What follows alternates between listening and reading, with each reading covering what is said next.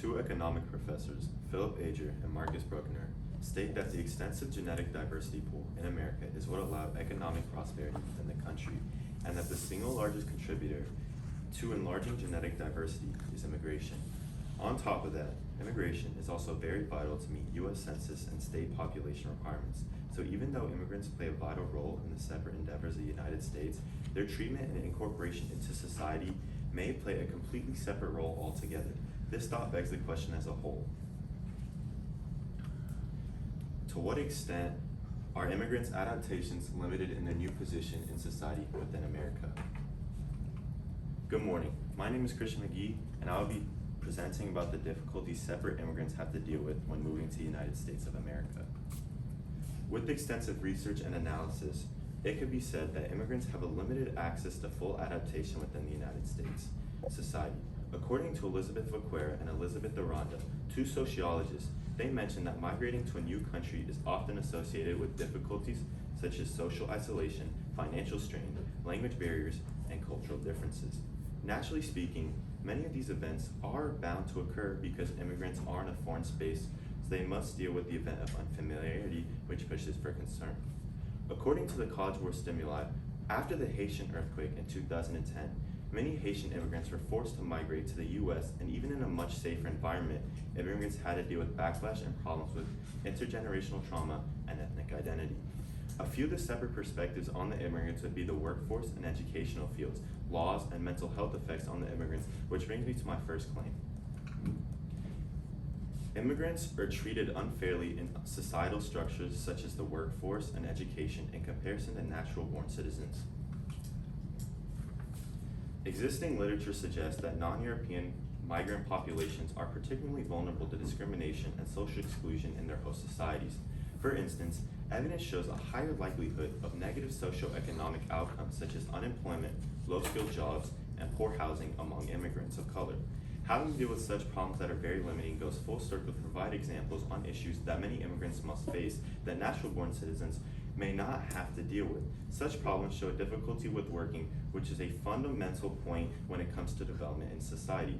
Additionally, according to Robert Krasno, foreign-born Latino mothers were less likely to engage their children in extracurricular activities and educational activities in comparison to local-born Latino mothers because of foreign-born mothers' lower levels of educational attainment. The limiting levels of schooling on younger immigrants and limiting levels of work on older immigrants creates a domino effect where immigrants are trapped in a cycle that is against their odds, limiting social and socioeconomic placement. According to the graph presented before you all by the Pew Research Center, we can see that prior to the 2020 pandemic, we can see that the immigrant and the US-born unemployment rates were relatively the same.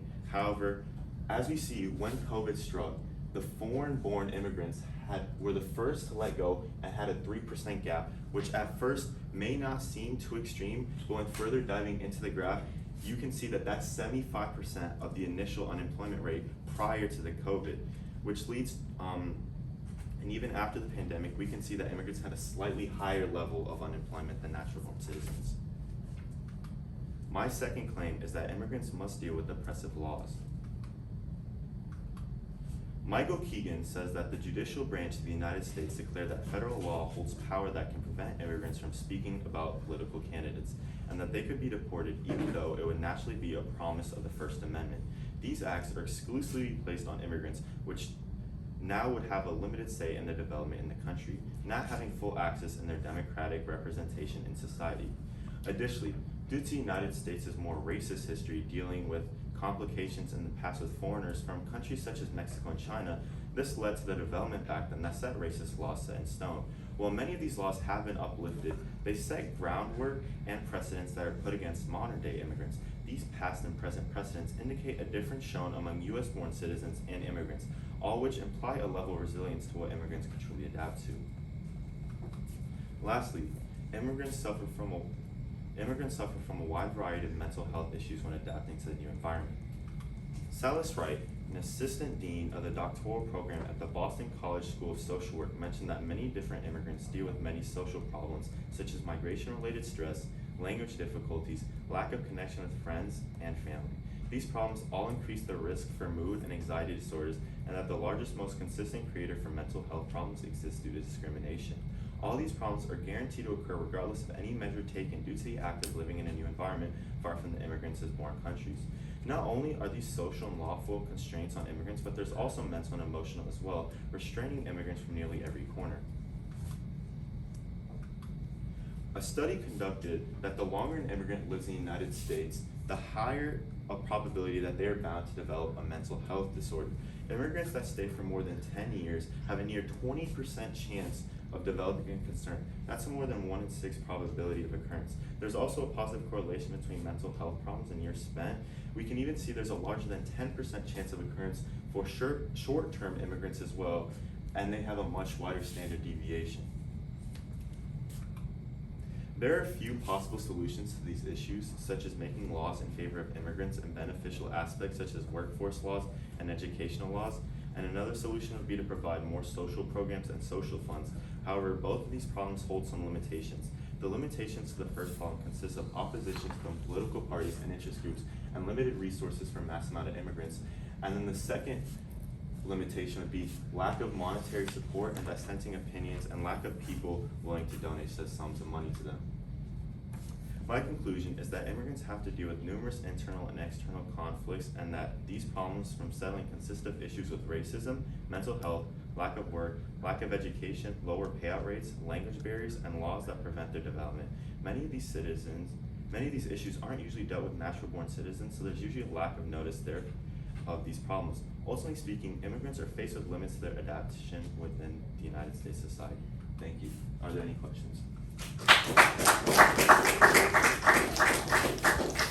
Yeah, first question.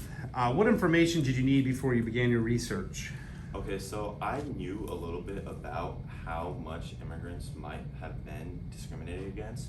However, I never really understood some of the laws that took in place against them. And I didn't know the political agenda pushed upon these immigrants that restricted even their freedoms, such as the First Amendment and other laws similar to them. All right, and what advice would you have for other researchers who consider this topic in the future? So I would say that this topic is a very broad topic about immigrants as a whole. So I would tell them to start off wide by searching up different groups of information such as politics, religion, laws, education, workforce, and when they find specific information, they can dive deeper into the topics and they can see better off if it fits well with their agenda.